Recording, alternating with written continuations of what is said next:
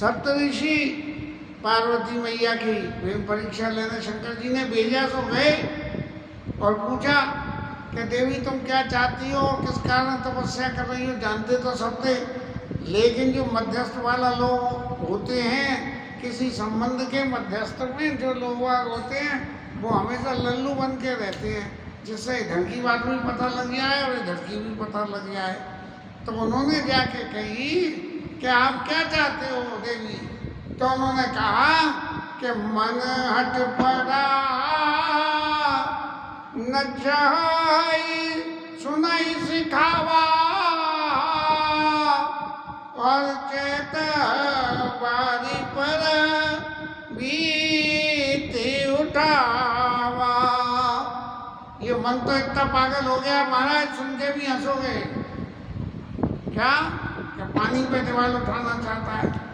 अब महादेव जो अकाम है उनके संग काम की कामना करना, इसका क्या अर्थ है। तो ये तो पानी पे दीवार उठाने के समान है। लेकिन फिर भी जो मेरा मन है ये तो मानता नहीं है, और इस कारण हम जो है तपस्या कर रहे हैं। अब तो क्योंकि प्रेम की परीक्षा लेनी थी कि शंकर जी के प्रति कितना स्नेह है, क्योंकि बहुत से एक मुझे अपने बहुत पुराने बचपन की एक कथा शायद मैं 7th या 8th क्लास में था, तब की बात है। वो रामेश्वर प्रसाद सक्सेना जी हमें क्या पढ़ाते थे, कोई गणित कुछ पढ़ाते थे। तब नेहरू जी का टाइम था और 14 नवंबर को उनका बर्थडे जो है वो उस बाल दिवस के रूप में मनाया जाता था, और सुंदर सुंदर बाल स्वरूपों के बुलाया जाता था। उनमें जो बच्चे सबसे सुंदर होते थे उन सबको उनको उसको इनाम दिया जाता था। तो उनकी बताई हुई बातों में एक कोई मियाँ जी अपने एक सुंदर बच्चे को ले गए जो एक आंख जिसकी काम नहीं कर रही थी, माने एक आंख से काना था। अब भाई सरकार कोई एंट्री तो फ्री थी, तो जो भी जाए अपने बच्चों को ले जाए, वहाँ विराजमान करे बच्चों को, और जो पैनल है वो आवे और आके निर्णय करे कि भाई जो है कौन बच्चा सबसे सुंदर है, उस बच्चे को इनाम दिया जाए। तब जब दोनों ने देखा तो बड़ा ताज्जुब हुआ, बोले कौन का बच्चा है, बोले इनका मियाँ जी का बच्चा है। तो उन्होंने कही ठीक है, पैनल में जज नहीं बना दो, क्योंकि ऐसे काने बच्चे को सुंदर बच्चों की श्रेणी में ले जाके रखना ये सिर्फ बच्चे के पिता का मोह ही होगा, इससे ज़्यादा कुछ नहीं है। इसलिए उन्होंने कही कि इन्हीं पैनल बना दो। तो मियाँ जी ने सबसे पहले अपने ही बच्चे को उठा लिया, पहले नाम के दिए, बोले मेरी नज़र में तो ये सबसे सुंदर है। भावार्थ क्या है कि पिता के लिए अपनी संतति सबसे सुंदर होती है। अब पार्वती मैया भी यही कह रही है कि मन हो क्योंकि शंकर जी के प्रति इतनी ममता पैदा हो गई है कि मन हट पैरा न सुनाई सिखावा और चेता बारी पर बीत उठावा। अब तो साहब पानी पे बीत क्या उठेगी, नहीं उठेगी। लेकिन सप्त ऋषि हंसने लगे, और हंसते हुए सुनत बचन बियसे ऋषया गिरे संभव तब दे, और नारद कर उपदेश सुनी कहु बसे किसके। अरे महाराज आप कहाँ चक्कर में फंस गई। हाँ, नारद बाबा अपनी गृहस्थी नहीं बसा पाए, और नारद जी का जिस जिसने उपदेश सुना उनका घर भी नहीं बसा। और कथा ये आती है कि दक्ष स्वतंत्र उपदेश ही जाई। महाराज दक्ष की तो ये पुत्री थी सती, और दक्ष के पुत्र थे कितने, शायद 1000 पुत्र थे ये ना दक्ष के, और उनको उपदेश करा नारद जी ने जाके जन्म हुआ सो, और ऐसा उपदेश करा उन्हें कि वो जरा सी समझ पाते ही घर छोड़ के चले गए और तपस्या में दीन हो गए और अपना उद्धार कर लिया उन्होंने तो। लेकिन जो अर्थ का अनर्थ करना हो तो इस तरह से कहा जाता है कि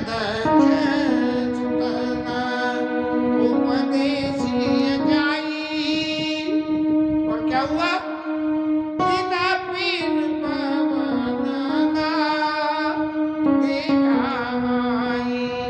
उनने आके भवानी अपना घर ही नहीं देखा। मैंने तपस्या में ऐसे दिन हो गए, वृक्ष महाराज रह गए और उनकी दक्ष की 9 कन्या और उनमें एक सती कन्या थी। उनका चरित्र तो पहले भी आ ही चुका है, बाकी तो कौन कौन को ब्याही इसकी डिटेल मेरे को अभी याद नहीं आ रही है।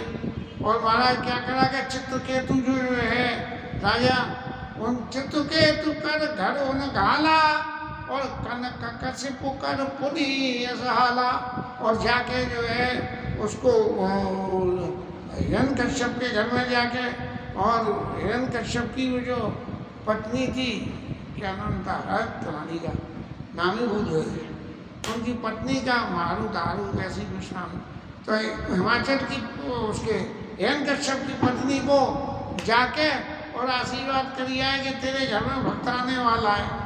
और भक्त आए तो महाराज प्रहलाद आए, और प्रहलाद आए तो प्रहलाद ने जो हिरण्यकश्यप का उद्धार करवा दिया।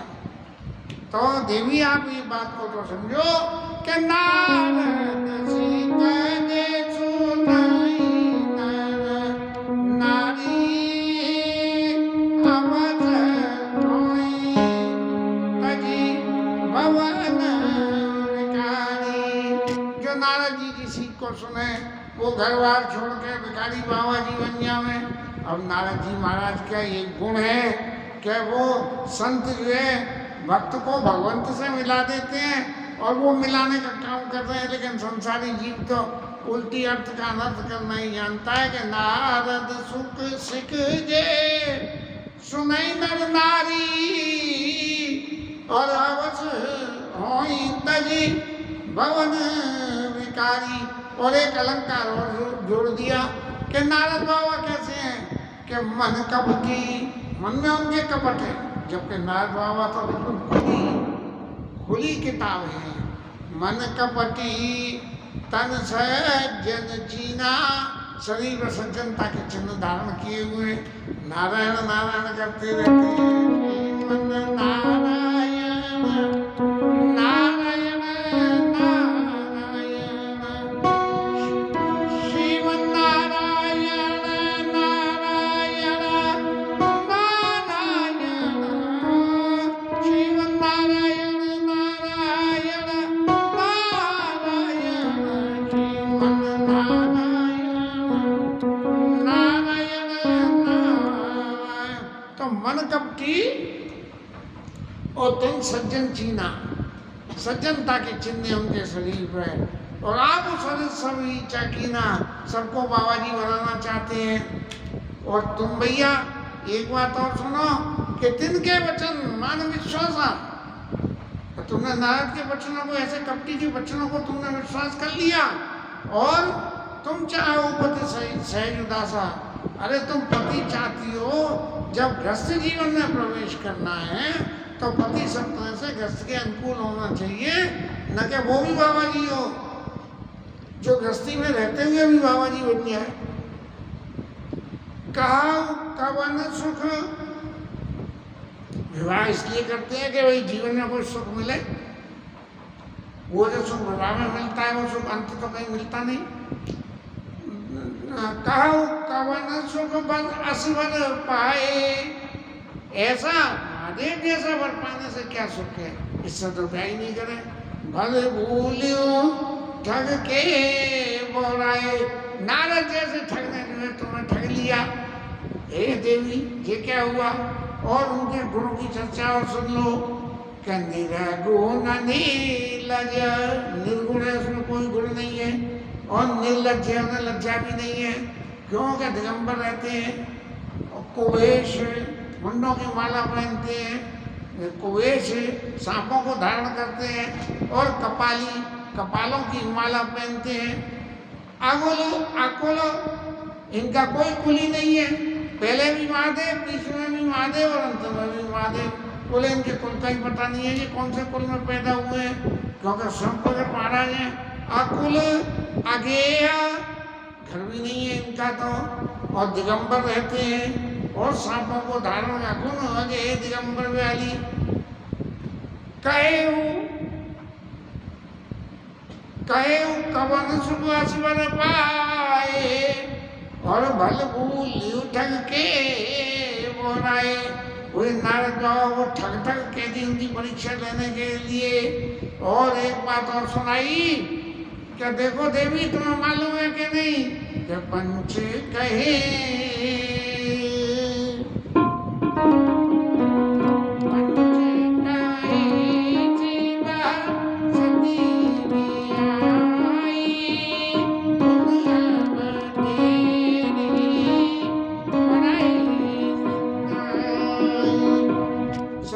कर लिया और फिर उसे मरवा दिया। ये इनके गुण है और तुम ऐसे आदमी से ब्याह करना चाहिए। और क्या है महाराज कि वो जब सती का मरण हो गया तब चैन की नींद सोने लगे, कोई चिंता ही नहीं रही, क्योंकि खुद को तो खान पान की चिंता थी नहीं, लेकिन सती के लिए तो करना ही पड़ता होगा। तो अब सुख सोवत सोच नहीं, और करते क्या है कि भीख मांग भव खाए, भीख मांगते हैं और खा लेते हैं। और सहजी का किनके भवना और कबहू की नारी खटाई। अरे जिनको अकेले रहने की आदत हो जाती है उनके घर में क्या कभी स्त्री ढकती है? ऐसी प्रेम की परीक्षा लेने के लिए इतने विपरीत वाक्यों को सप्त ऋषि ने पार्वती मैया के सामने रखा और निंदा करी सो करी। उस निंदा के संग में एक निदान की बात और कह दी, क्या देखो देवी अजऊ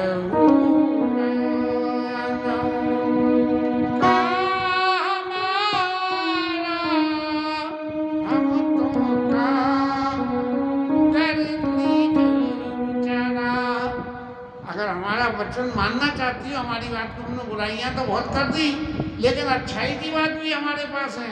इसलिए यदि हमारी बात को मानो तो हमने तुम्हारे लिए बहुत सुंदर वर देख रखा है। अब प्रेम की परीक्षा तो यही होगी, क्यों कि जो चीज पास में जिसका विवाह होना होता है उसका क्या स्थिति होती है। संसार में तो जिसका विवाह होना होता है उसकी मति मारी जाती है, तभी विवाह करता है। क्यों कि विवाह करके जितना सुख मिलता है वो सुख सब एक तरफ है, वो संसार का सुख संसार के काम का है और जीव को भगवान से विमुख कर देता है। तो अजहू मानव कहा हमारा, हम तुम कहा घर नीक विचारा। बड़ा अच्छा घर देखा हमने तुम्हारे लिए, कौन सा है कि वेद सुंदर सुखद सुशील सुशीला और अयु गावत वेद जस जस लीला। कौन है वो कि जिसकी लीला को वेद गाते हैं, सुंदर है, सुशील है, सुखद है, पवित्र है, सब कुछ गुण है उसमें। माने हम तुम्हें भगवान विष्णु से तुम्हारा विवाह करा दें और दूषण रहित, उनमें कोई दोष नहीं है। और सकल गुण राशि, सारे गुण उनके अंदर मौजूद हैं। और श्रीपतिपुर बैकुंठ निवासी, बैकुंठ में निवास करने वाला, ये तो संसार में यहाँ मरगटी में निवास करने वाले हैं। और वो विष्णु भगवान तो बैकुंठ में निवास करते हैं। वेद उनकी जो है वो स्तुति करते हैं, गाते हैं। लेकिन लोग तो वहाँ भी कहते हैं कि भैया जी शेषनाग की सैया में पड़े रहते हैं और कब शेष जो फूं मार दे तो वहाँ भी दोष लगा देते हैं। लेकिन यहाँ सप्त ऋषि ने इस सांसारिक बातों को छुपा के और भगवान के गुणों की चर्चा करते हुए कहा कि हम तुम्हारा विवाह विष्णु भगवान के संग कर रहा था, असवर तुम्हें मिलाए आनी और स्वत बेसी का वचन भवानी। बोले हम तुम्हारा ब्याह ऐसे विष्णु भगवान से करा देंगे। इसीलिए सुनकर जो पार्वती मैया तो हंसने लगी और कहने लगी उनसे कि महाराज आपने हमसे कही थी ना कि गिरी जड़ सहज कहीं सब लोगू, तो सब जो है जड़ होते हैं, तो उसी जड़ता के अवगुण को अब हम गुण में बदल के मैं आपको बताऊं तो क्या सत्य कहे गिरि भव तन एऊ अत न छूट छूटे वरदेव। पत्थर की एक सबसे बड़ी खूबी है, कहते हैं ना पत्थर की लकीर, यदि पत्थर पर लकीर डाल दी तो वो लकीर पर मिटती नहीं है, और मिटेगी कब कि जब उसके ऊपर में चोट मारोगे तो वो टूट जाएगा। तो हट न छूट छूटे पर देई, ये देई भले ही छूट जाए, क्योंकि हिमाचल से जन्मी हुई पत्थर से पैदा हुई ये देई है, इसीलिए ये भी पत्थर है। और ये पत्थर किसी की बात को नहीं मानता, एक लाइन डाल दी और चोट दी तो वहीं से ही टूट जाएगा। और एक बात और है कि कनका ऊपर प्रशांत हो ही, सोना भी जो है धरती में गड़ा हुआ पत्थरों के संग ही निकलता है।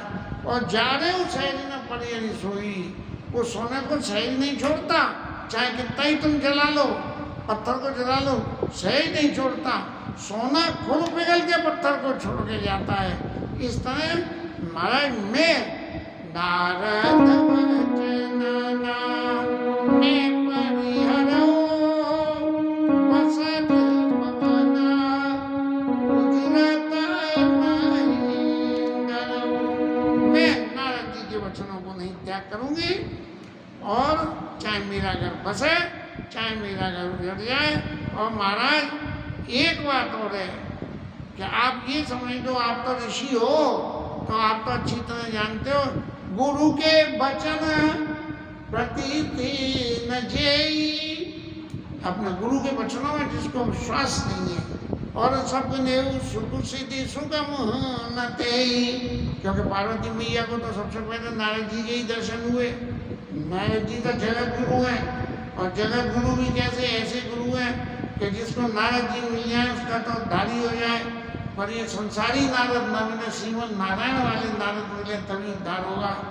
और एक बात और सुनिए, महादेव गुण भवना और विष्णु सकल गुण खान, जे कर वन रम जाय सना ते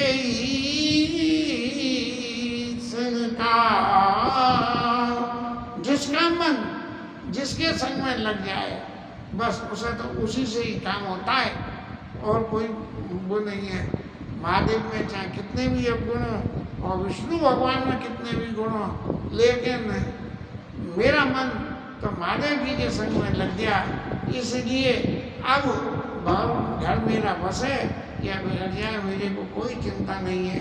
तो महाराज रही आप जो मेरे लिए संबंध लेके आए, अगर उस संबंध के बारे में कुछ कहना हो तो मैं तो यही कहूँ कि जो तुम मिलते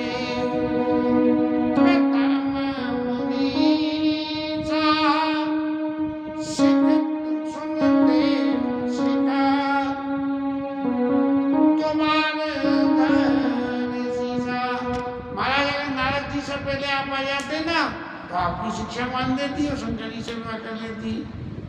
अब मेरे जीवन की कथा कितनी है कि मैं अब जन्म सम्मोहित हारा, मैंने शंकर जी के दिए अपना ये जन्म शंकर जी के निमित्त मैंने दान कर दिया।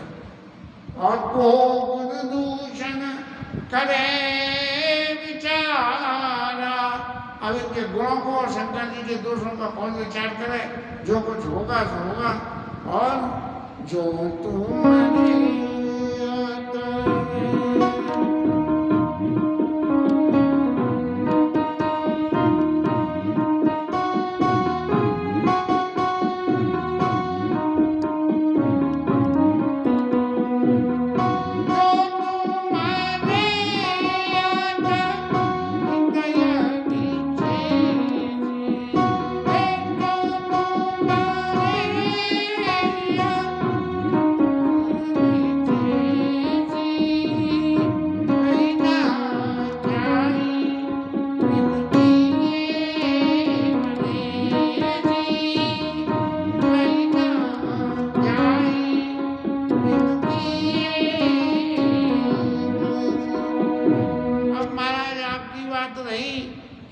ब्याह करवाना ही है तो महाराज मेरे गले पड़ के ब्याह क्यों कराओ हैं?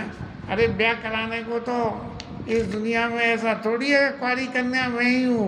अरे इस दुनिया में जाने कितने लोग कुंवारे हैं, उनमें से किसी का भी ब्याह करा दो, रही न जाए भी किए बड़े ची।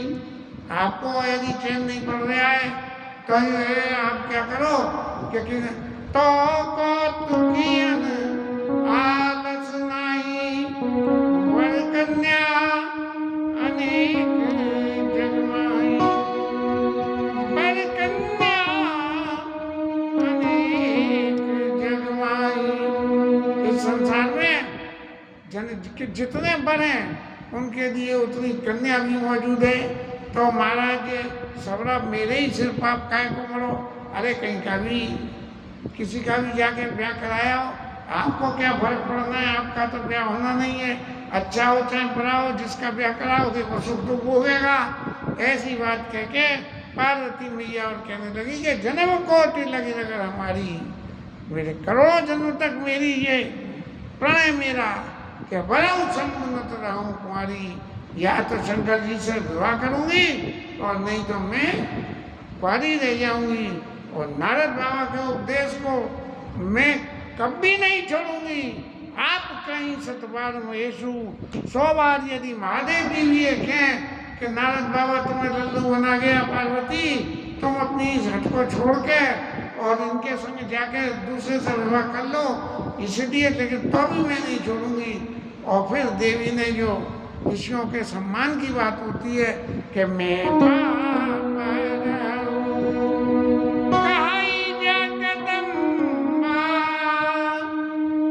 महाराज अब आप घर जाओ, मैं कहीं जगदम्बा तुम घर गवा नाउ भयो विलंबा। महाराज बहुत देर हो गई आपका वक्त खराब करते करते मेरे संग में, और मैं तो 100 बार महेश शंकर जी के तो भी नहीं छोड़ूंगी। इसलिए महाराज अब आप अपने घर जाओ।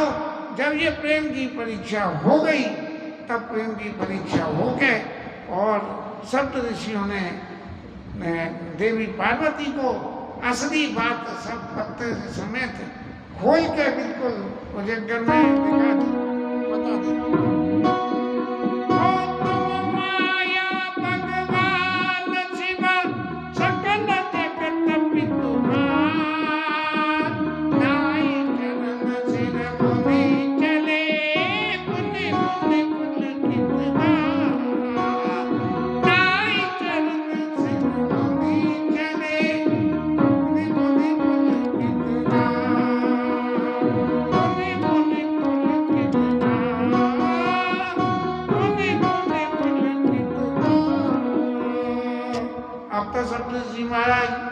जगदम्बा के चरणों में प्रणाम करके और बड़े खुश होते हुए चले कि महादेव जी ने कह दी प्रेम की परीक्षा लेना। तो हमने तो ऐसी परीक्षा दे ली कि देवी ने कह दी कि आप कहीं सतबार महेशु 100 बार शंकर जी भी के तो भी मैं इस फल को नहीं छोड़ने वाली कि विवाह महादेव से ही करूंगी। इस तरह से ये महाराज विवाह की जो क्रिया है आगे चलेगी। महादेव जी की बात बदलेगी। सावन का महीना है, महादेव जी के गुणों की चर्चा करने के लिए तो बड़ा अत्यंत उत्तम ही रहता है। और हमारा सौभाग्य कि हम इस चर्चा को कर रहे हैं और कल विवाह का प्रसंग